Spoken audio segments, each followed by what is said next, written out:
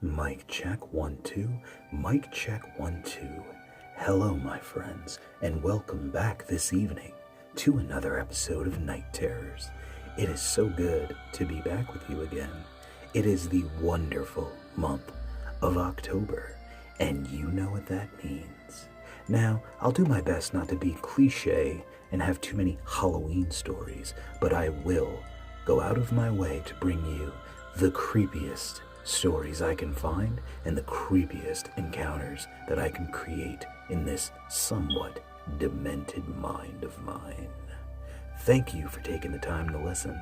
Tap that subscribe button and make sure you set your notification to always when you tap the bell, because let's face it, YouTube sucks. Thank you, my friends, and enjoy. I remember it like it was yesterday.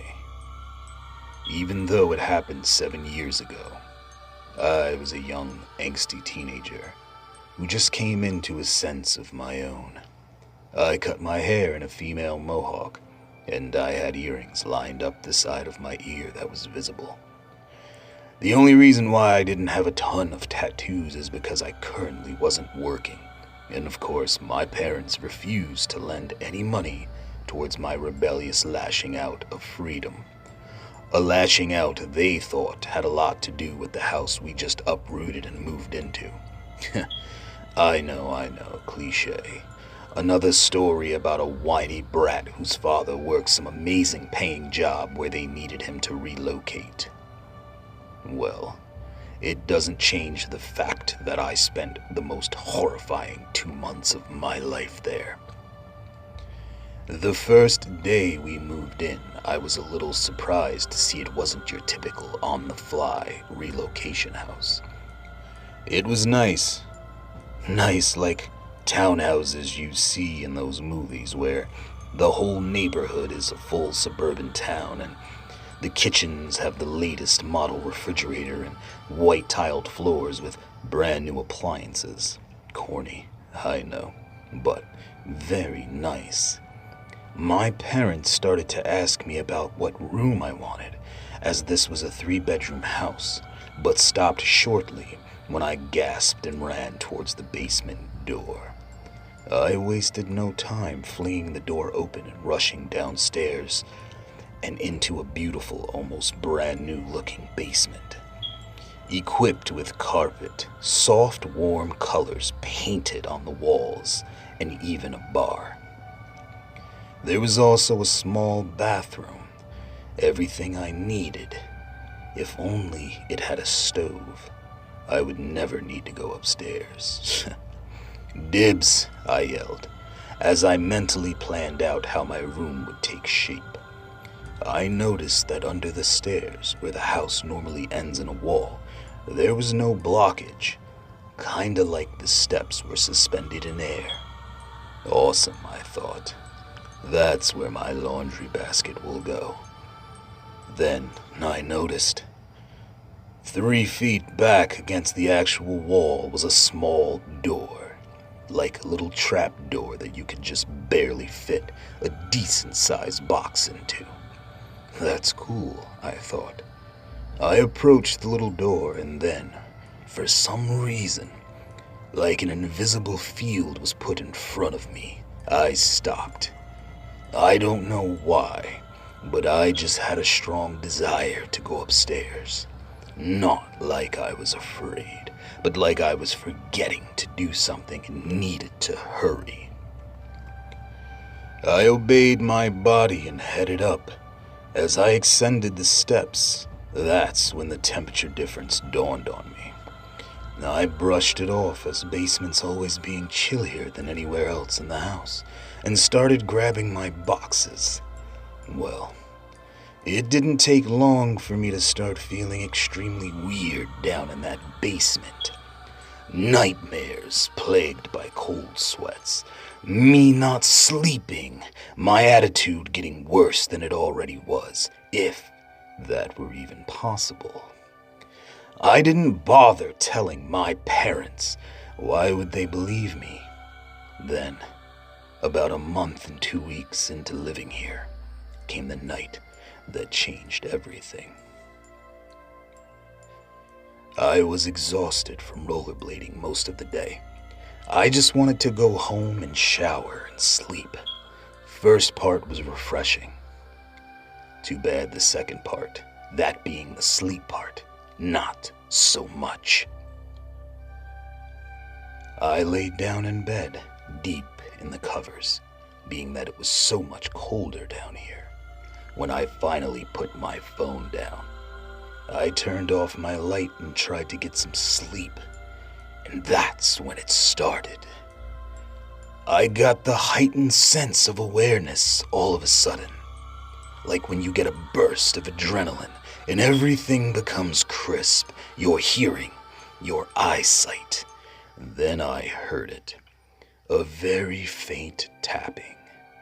There in the dark, underneath the stairs, I could hear a sound, as if someone were tapping a pane of glass with a sharp, pointed finger. I froze. All the hair on my body prickled. I felt my heart drop. Maybe it's nothing. Just look. Don't be a coward. Just look, I told myself, hoping it would somehow give me strength. I leaned up, eyes adjusted to the dark. I looked, and all was dark and still. I let out a breath, but stopped short. My blood froze in my veins when I saw a shadow move from behind the stairs. I wanted to scream, but I could not.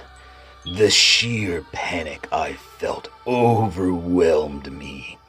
I closed my eyes and told myself I was dreaming. When I opened them back up, there was nothing. All was still. As I was about to get up, I felt slight pressure on my bed, like someone was leaning on it.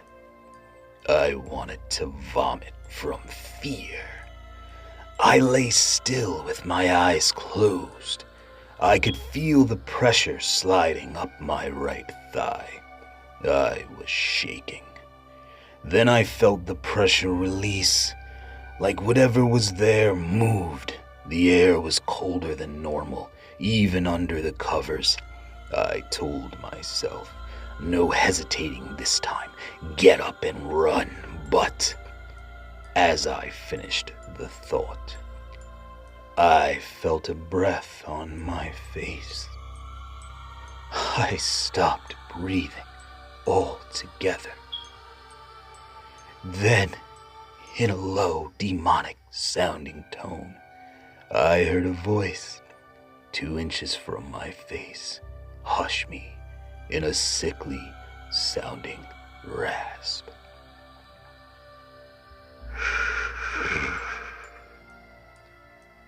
That did it. I ripped the covers off and flew upstairs so fast I thought I was gonna stomp through the floor.